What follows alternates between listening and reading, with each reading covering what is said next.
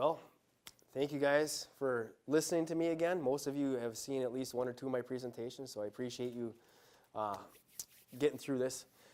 For those that haven't, I'm just going to give a little bit of background on myself and my assistant, Vicki. My name is Craig Szyminski, and my job title is Certified Financial Planner.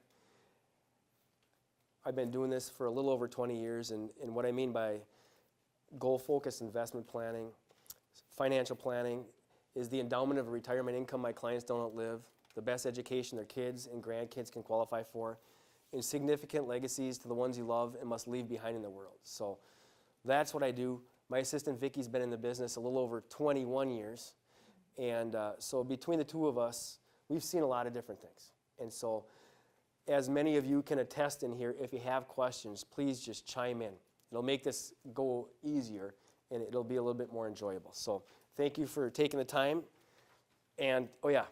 It's the purple sheet, if you want to follow along. Yeah, inside of your packets, this presentation is the purple packet. And again, afterwards, there is going to be a survey, just real short, 3 questions, that Vicki will pass out. If you can just, answer those, and, just to give you kind of some, just some general housekeeping. This is a presentation that is put out by ComPsych, and I was the ethics chairperson for the Financial Planning Association of Northeast Wisconsin, and so ComPsych reached out and asked if we would do this. So that's kind of how we got involved, and so I'm going to go through the slides. I'm not going to skip anything on there. I want to make sure I cover all the information. But if you do have questions, please let me know. So the more interaction, the better it's going to be. All right. So this is entitled Options for Financing College. Are we all in the right room? Excellent. And so just a brief description. The rising cost of college tuition have outpaced inflation by a significant margin. So for the average family, funding a college education will be one of the significant challenges they will face during their lifetime. Having a basic understanding of proper planning techniques, savings vehicles, financial aid, as well as other funding methods will be critical in meeting this challenge without subjecting your family finances to unsustainable strain. So you want to have a balance. You don't want to put nothing away for retirement and everything away for the kids' college. That's not going to work typically. So this session will cover the most effective strategies for planning and funding the rising costs of college education. So I do have some pamphlets that I'm going to refer back to. Some of this information is dated, including the presentation, but I'm going to try to get as accurate information as I can. So again, this is in your presentation. This is in the packet. So objectives. So what we're going to try to do is estimate college expenses, the different types of college saving vehicles that are available. And you had mentioned, I believe, the 529 plan, so we can talk about that, EdVest, the Coverdell Education Savings Account. We'll go over that. The FAFSA form. Has anybody dealt with FAFSA forms before? Okay. That stands for the Free Application for Federal Student Aid, I think. Yep, free application for federal student aid. And there's other profiles. Did you use the FAFSA? I believe there's another one. Some different colleges and universities. Have you ever heard of the CSS profile? That is the College Scholarship Service Profile. So depending on where you go, you may have different applications that you have to fill out. Student loan debt and prioritizing. So that's really what we're covering. Hi there. No, that's okay. You missed it, and the presentation is over. So no, I'm just kidding. How much does a degree cost today? So according to College Board's 2013 Trends in College Pricing, public 4-year, that's what you can see. I found something in my office that has information that's a little bit newer. So the University of Wisconsin system, UW-Madison, this is a couple years old, $24,221. Green Bay, $18,964.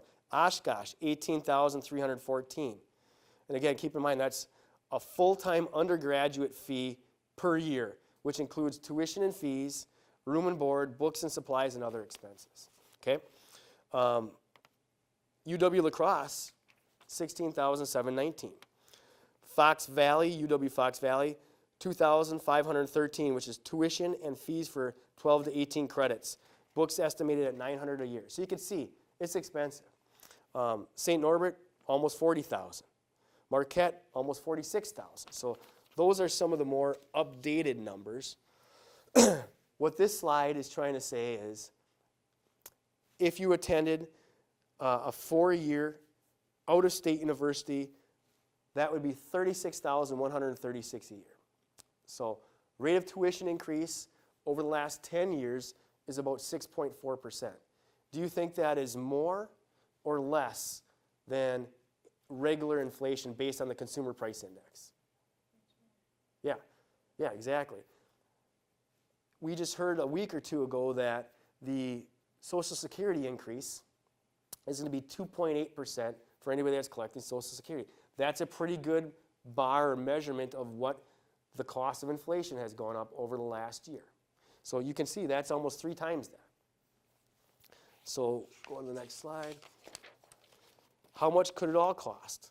Again, they're using out-of-state university 1-year cost of $36,000 with a tuition inflation rate of 6.4%. So they're saying if you've got a 9-year-old, years to enrollment, 9 years, first year projected cost, that $36,000 at 6.4% over 9 years turns into $63,000. Are you following? Next year, 67, 71, 76. So total projected cost, $277,900, almost $278,000. Now that's starting with $36,000. The numbers that I showed you, let's say you start with 20. You know, it's not going to be quite that significant if they're going to a UW school. If they're going to St. Norbert, it's going to be a little bit more than that. But St. Norbert actually has a lot of other options that you can use to lower that cost. So at the point, every school is going to be different. What about a newborn? So if they have 18 years, it's going to be probably close for a Wisconsin school over $275,000, right? Planning for college. How do we do it? Create a savings plan, and we'll get into the different types in just a second. But I think a good start isn't necessarily, and again, this is just my opinion, how much will it cost? I've got a 10-year-old daughter. I don't care how much it's going to cost. I don't want to pay for the whole thing for her. I know that sounds crazy, but I think if she has some skin in the game, it'll be more likely that she graduates. So you want to figure out not only how much will it cost, but what portion of this do I want to look at helping the kids fund? Does that make sense? Most people aren't going to completely pay for the college. And if you are, that's fine. We can create a plan to do that. How much time do I have? We saw that's important. The longer out, the more it's going to cost. How much financial assistance can I expect? We'll go over that. Savings vehicles. Who's heard of a 529 plan before? Most of you guys. Okay. What is the primary reason? Are any of you using a 529 investment vehicle to do college savings? Okay. Are you using the state of Wisconsin? Because you don't have to. Okay. EdVest probably, right? Tomorrow's Scholar. They have a deduction that you can get for your state of Wisconsin income taxes. I believe this year it's $3,140 per account. Okay? But just to be safe, or to be completely transparent here, EdVest started off, I started this business in 1998, and EdVest was run by Strong Funds out of Milwaukee. Richard Strong got in trouble for after-hours trading. There's some other things, and Strong Funds were replaced with Wells Fargo, which was replaced with Voya. Okay? So my question is, do I want that state of Wisconsin deduction, $3,140, just call it $3,000 to keep my math simple. If I'm in the 6% tax bracket for the state of Wisconsin, times $3,000, that's $180 of actual money that I'm saving on my state of Wisconsin plan for one account. If you have multiple kids or you want to, do your own plan, you can, yeah. What are your assumptions here? Your assumptions, you're putting in $3,000 a year? If you're contributing $3,000 for that This is what child. you're saying, okay. Yeah, yep. So if you're putting in less, you'll only get up to that amount, or $3,000. Now in 2014, the state of Wisconsin allows for carry forwards. So if you're putting in 5, you can carry forward that other $2,000 on a future tax return, okay? My question is from, with what I saw the EdVest plan go through, again, they're great people. We've got several accounts that have the EdVest, but I also use non-state of Wisconsin plans as well. It's not up to me, it's up to the client. That $180 that you're actually getting, when you take the $3,000 times 6% tax rate equals $180, then you have to report that back on your federal tax return. So that might only really equate to $120 per account to do the state of Wisconsin plan. My goal, without taking unnecessary risk, is to have the most money my daughter Madison can have available when she needs to enter college 8 years from now. Okay? So just be aware of that. You don't have to do the state plan. I'm not advising against it, but there's other options as well. Coverdell Education Savings Account. Has anybody heard of that? Prior to this year, you could not use 529 plans to pay for private high schools or private elementary schools. I don't know if you'd want to use a private elementary school and use your savings plan because you're not really getting much growth in it. You're not going to take a lot of risk. You're not going to have a moderate investment, investment mutual fund for a fifth grader that's going to use that money in sixth grade. You know what I mean? So if the time horizon's not there, you probably don't want to use those plans to pay for that anyhow. But the 529, the Coverdell Education Savings Account, the benefit of doing those is tax-deferred growth, right? You don't get an income tax deduction for that. For the 529 for the state of Wisconsin, you do, but we just talked about what that equates to, about $180. And then you have to include that in the federal. But you grow those monies tax-deferred. When you take the monies out, if you use them for college purposes, there's no tax on the gain. That's the beautiful part of it. So you're growing your money tax-deferred. Compound interest is the 8th wonder of the world. You probably heard me say that before. So that's the benefit of doing that plan. Does that make sense to you guys? Hopefully that's why you're doing it. Go ahead. Does that apply to both the 529 and the Coverdell? Yep. Coverdale's capped out at $2,000 a year. So if you're not going to stick a lot of money in, the Coverdale might be the way to go. Coverdale, you have to drain by the time you're age, that beneficiary of the account, the child's age 30. 529, we've got somebody in our office that is in her 50s that, okay, the kids didn't use their money. We know that they're not going to go to school anymore. She put that in her name and is using it to go to school. So 529 can be after age 30. Coverdale's till age 30. Triple E or double E savings bonds, typically you don't have to pay tax on the interest. Retirement accounts. I like using Roth IRAs. If you're not maxing out your Roth IRA, and again, everybody's different, you want to talk to your tax professional, but if you're not maxing out your Roth IRAs, you can use that for college savings for your kids. So if I have a Roth IRA, and I'm just throwing it out there, obviously check the prospectuses, but has anybody ever heard of American funds before? Okay. If I'm using American funds for my Roth IRA, I might use a different American fund mutual fund that's earmarked. It's still in my name, but it's earmarked for my daughter. Okay? I'll be 45, so by the time she goes to school, I'll still be under 59 and a half. So I won't be able to pull that out, the earnings from the Roth, tax-free, but I'll be able to do it penalty-free. But because the Roth is an after-tax contribution, just like the Coverdale and the 529, I can get at the basis of that without worrying about taxes or penalties. So it's just another option. And if she doesn't need it, if she gets grants, I can still use that money that I socked away for her for my retirement. You just have to be careful. So I mean, if you have questions, call or talk to your advisor. But that's what they mean by retirement accounts. You can also use a deductible IRA. You pay taxes on any of that amount if it's for school, post-secondary education. But in the deductible IRA, they allow you $10,000 of money for post-secondary education. Total or per year? Total.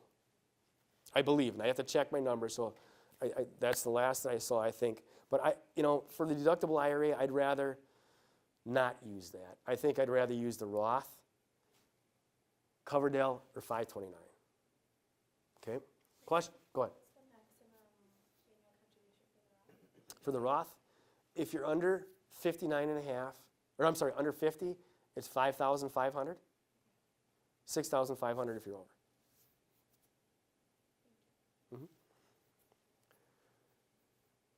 So be realistic. Let's go to the next slide. Financial aid and FAFSA. Forms of financial aid. Grants. What's important about a grant? Does anybody know for the child? Don't have to pay back? Very good. So you don't have to pay the grants back. Federal loans. Federal loans, subsidized, unsubsidized. Does anybody know the difference between those two? What subsidizes you don't have to pay while you go, you pay when Yeah. you're done using it. Yep, so sometimes even 6 months after they graduate, they don't have to start paying back the interest. Are those a thing of the past, subsidized loans? That'd be a great question. I think the Stafford loans, they still do the subsidized, but I'm not positive on that.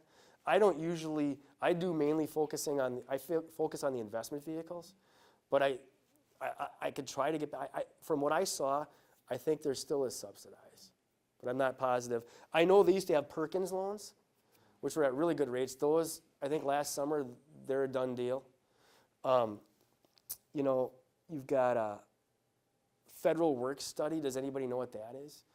That's basically the kids can get a job, do some community type of service, or get a job that's in their major work. It's federally subsidized, and they don't have to pay that back either, typically. So I'm just thinking, well, why don't they just go to Taco Bell or whatever? But I mean, that's not in their field, so they can get a way to subsidize their degree and get a job in their field. So encourage community service and work related to their major. And some campuses have state and campus-based aid. So FAFSA application, process and deadlines. For the 2019-2020 school year, applications started October 1st. This is different. Didn't they used to start on the 1st of the year? So the earlier you can get it in, they still have money there. You know what I mean? So if you're applying to a university, while they still have the funds, I would try to apply sooner than later. So start now.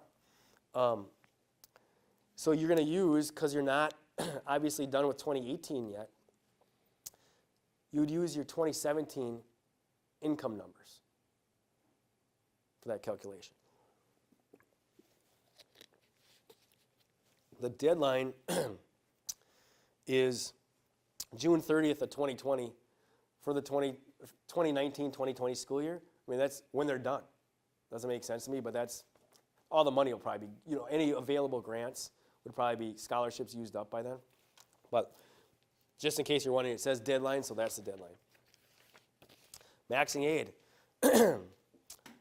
First come, first serve, so file early if you can. Honesty is the best policy. Understanding the aid formula. This is opening a can of worms. Every college has different nuances. You said you had to do this? Did you run into that? Do you have multiple children? What's that? Do you have more than one child? Yes, well, I was talking about for myself. Oh, okay. I was going to say, depending on the university, I get frustrations. Wow, we had to worry about this. They didn't even use the FAFSA form. They used the CSS form profile. Why is that? I don't know. It's at the university level. So uncounted assets. So most of you probably know this. The student's assets count way more heavily than the parent's assets. So you're looking at about a 20%, 20% of the student's assets count for that plan, while the parents are about 5.64%. Okay? The 529 plan isn't a student asset. It's counted as the parent asset or the custodian. Okay? Roth IRA, Coverdell Education Savings Account. So it makes sense to use those assets so they have the potential to get more aid. Now this might be somewhere in the slide, but I had people ask about loans or scholarships. Can you use that 529 plan money or college money? What happens if my kid gets a scholarship? They can withdraw, you as the account holder, if they get a $5,000 scholarship, can withdraw $5,000 from the 529 plan, income tax and penalty free. Okay? As long as that's, when you're looking at the basis, so I'm assuming your basis is under that. Now, what about loans? I get this question constantly. Vicki, you probably know who I'm talking about, this lady that calls. She's great, but I mean, it's amazing. More than once a year. You'd think it'd only be a once a year question. Well, if we take out a loan, she's got a loan. If I pay $300 back for that loan every month, if that's a loan payment, why can't I just take that out of the 529 plan? The purpose of the 529 plan is to avoid the loans. You use that money instead of loans. So they don't allow you, if any loans get paid back, that can't be paid back with 529 plan money. Okay? Does that make sense? It might not make sense, but that's just the way it is. So, protected assets. Some assets can be protected. So if you're dependent, depends on the number of dependents that you have. That's less assets that you have to use. They have an expected family contribution between the parents and the students to pay for the cost of education. There's that expected family contribution. The more dependents a family has, the more assets they can keep, the less that expected family contribution is. Depending on the age of the older parents, they might, if you have, let's say there's has anybody heard of the sandwich generation? Okay, sometimes there's mom and dads that have their parents living with them. So if you have that happen, there's less of a family expectation to pay for college. So we talk the expected parental contributions and student contributions. That's different. Every formula, every university has a different, aid calculation. Expected student, when I talk about that expected family contribution, have you went through this before yet? No, not yet. Okay. They might tell you X amount is the expected family contribution. You might end up paying significantly more than that. It's a crazy system, but just be aware of that. That can happen. Paying down consumer debt. That can help you maximize aid. Contributing to retirement accounts. If you contribute to your retirement account at work, that lowers your income. If it's a pre-tax contribution and you're making $80,000 a year and you put in $20,000 into the deferred comp plan, that's $60,000 that they're going to look at for aid. So just repositioning assets or income plan for that. If you know your kid's going to go to school next year and you can't afford $20,000 to the 401k because you need to make ends meet and cash flow is not there, maybe you can stick that into a savings account and then next year, contribute more to the qualified plan and use that savings account to pay your expenses that you need to live on. Does that make sense? Kind of not really? I mean, By say just a regular savings account, or are you talking like? yeah, just use it as a regular savings account. Let's say you normally only, and again, most people might not do this, but let's say you're putting $10,000 away into your deferred comp. Sure. You can't put any more than that, otherwise you won't be able to afford you won't sustain your lifestyle. But you can put $10,000 into your deferred comp this year, and then maybe, let's say you can do 15. It's going to be hurt. So instead of doing $10,000, do 15, but take 10 this year into your deferred comp. Take that extra $5,000, put it into a savings account. Next year, say I'm going to do 20,000 into my deferred comp. The max you could do is 15. Comfortable was doing 10. Max was 15. Now you got $5,000 in that savings account that you can, because your paycheck will be less because you're putting 20 into the deferred comp in the year that you're going to have to file the FAFSA form. You've got that extra $5,000 that you're going to have to tap into because your paycheck's going to be smaller because you're putting in 20. Kind of follow? There's just ways around it. So they're saying there's ways to maximize aid. Timing major purchases. You buy a boat. You know, and again, I'm not. Every aid is every tuition or university is different, but you might be able to. So you have less in savings. So because you bought that boat, instead of having 30 grand in savings, now you got 16. So those are just some ways that you can maximize financial aid. Yeah. How do you deal with a divorced parent situation? Like, how does, so, if I you think they're going to look at both parents. okay, And so they're going to look at that and ask that on the actual FAFSA application. okay. And hopefully that other spouse will be willing, depending how bitter everything was, will be willing to give out that information. You know, and just say, this isn't to hurt our daughter or our son. We need to be accurate on here. Because it doesn't do us any good. The more she gets, the child gets, the better. So does that answer your question, really? Okay, we'll go to the next. Oh, you're already on it. Good. Other funding methods. Talked about scholarships. Typically, you know, there's Knights of Columbus scholarships. There's Optimist clubs that have oratorical contests that you can get scholarships. So just be on the lookout and be creative. You know, there's scholarships typically available. You just have to look for them. Grants through state, local, or state, school, or outside groups. You know, again, Google it. The internet is a great resource for finding out these things. Tax credits. You know, there's a Hope Scholarship credit, the Lifetime Learning Credit, that you can, you know, utilize. You know, it's still there. They're still there, so that's a good thing. You know, with this we have a new tax, you know, the lower tax brackets and everything else, but you lost the exemptions, the personal exemptions. So when you guys go to file your taxes after the first of the year, based on 2018 income, it might be a good surprise, it might not be. Just keep that in mind. So, but they still have the Hope Scholarship credit and the Lifetime Learning credit. Student loan forgiveness. We just had a young lady in what was that, the first or second session that we were talking about this. You know,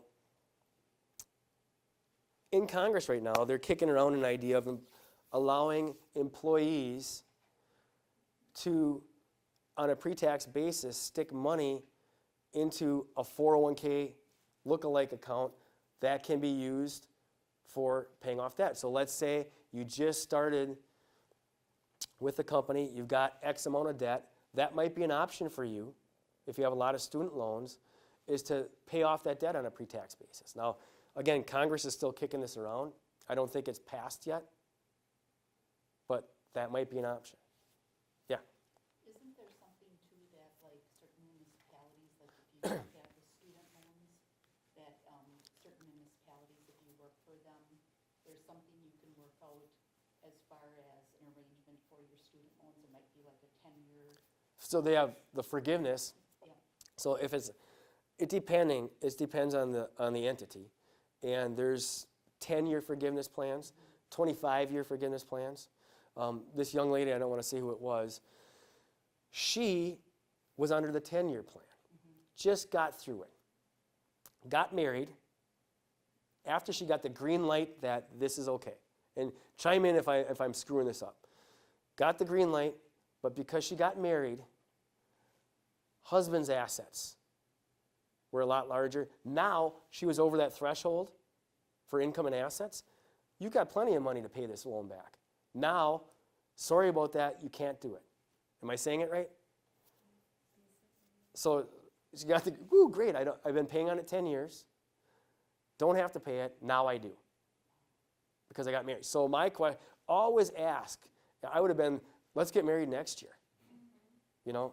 Or is that, well, she said, well, we got married for the right reasons, so it doesn't matter. But I mean, I'm really anal and I'm a numbers guy, and that would have been my thing. I would have been, no way.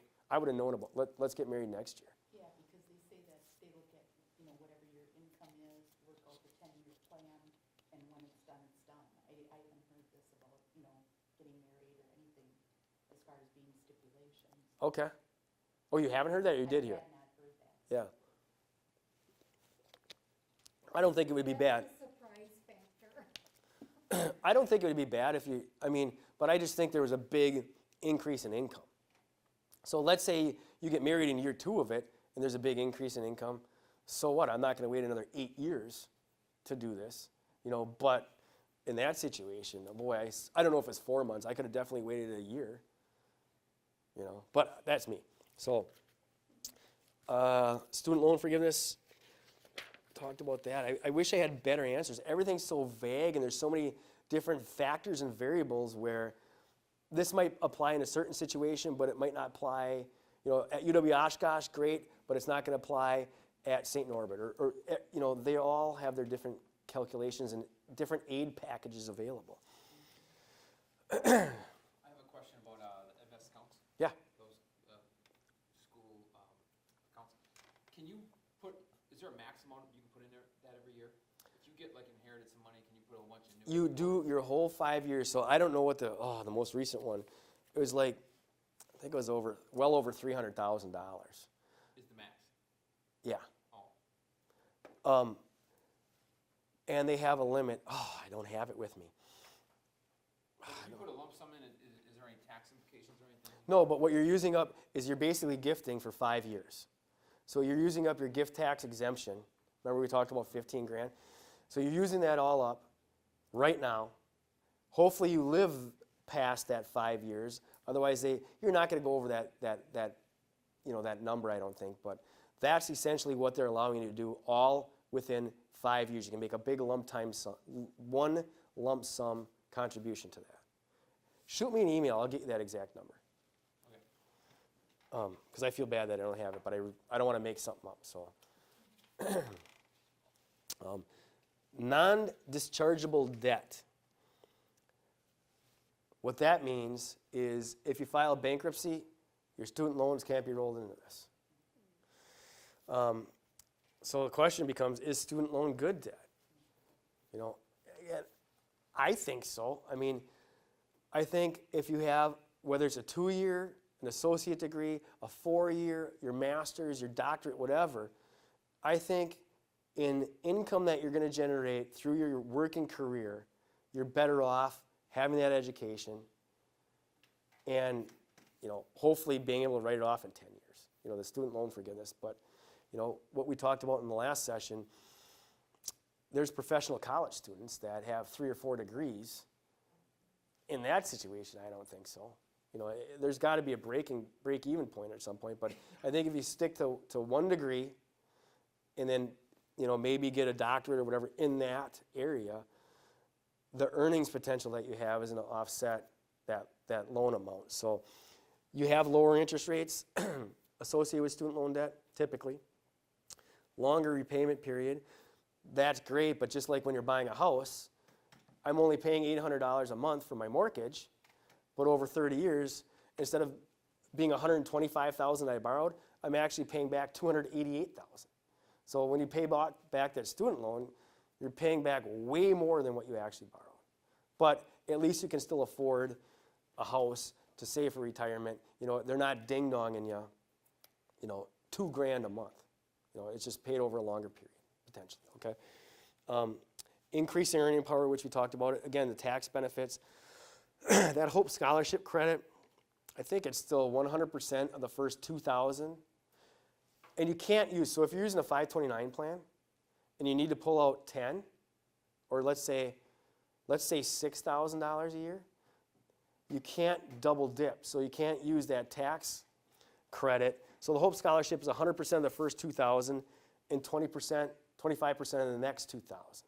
So that equals basically 2,500. 100% of the first 2,000, and then 1/4 of the next 2,000, which is 500. Okay. So if you need $6,000, only pull out, of that 3,500 from the EdVest, because you're going to get that 2,500 as a credit, which is huge. Credits are huge on your income taxes. Hopefully you still have the extra 3,500 or the extra 2,500 savings account anywhere you can tap into it to allow yourself to get the 529 withdrawal that year plus the tax credit. I mean, it's just some tax plan. Your accountants will know this, hopefully. Types of student loans. Stafford loans. So that is a great question. I'll have to get back to you on subsidized or unsubsidized. I still think they have subsidized. Does anybody know for sure? I got to believe they have this. Again, subsidized, you don't have to pay back while you're going to school or the first 6 months until you find a job. Okay? Parental plus loans. I think those are around 7.6%, but that's a parent loan. Students aren't required to pay that back. Vicky is. No. So I don't know if you did that with any of your kids or not, but okay. So be careful with that. Private loans, those are available. So again, prioritize, setting realistic goals. My thing is, set time horizons to your goals. So, and also figure out how much of the college cost do you really want to pay. You're not going to be a bad parent if you can't afford to cover 100% of your children's college tuition. I'd be happy that somebody did something for me. So, and that makes it attainable, I think. I mean, have something there. I don't know if I'd even go the first year. I mean, the first year is all general education, credits that you're getting. Do you know what you even want to do? So, I mean, just have that conversation with your kids. Clearly communicating the financial picture to your children. Why didn't I look ahead? So that's what that says. Why should funding your retirement be a priority? Preventing the sandwich cycle. Kids living with you, parents living with you, but more importantly, no borrowing from retirement. Can we make it work? Can our cash flow work if we look and get a budget together? Can we set some money aside for emergencies, for college planning for the kids, plus put it into our retirement plan? I wouldn't sacrifice my retirement to try to overfund my children's college planning. I would, again, I know it sounds selfish, but I would rather, I know I need to retire at some point. Hopefully I live long enough. I want to have something set aside for you, but I'm not going to be able to afford. Do you really want me not to be able to afford to retire working so many years? Hopefully they'd appreciate that. So then the last slide here is just resources. Financialaid.org, student aid, this is again in your packets. This Dinkytown, I love that. That's just different calculators. So they'll probably have a calculator on there for that. I've never heard that before. I don't know why I think that's funny, but I do. So those are the resources available. And then when to seek additional help. TMIR guidance, TMIR.guidanceresources.com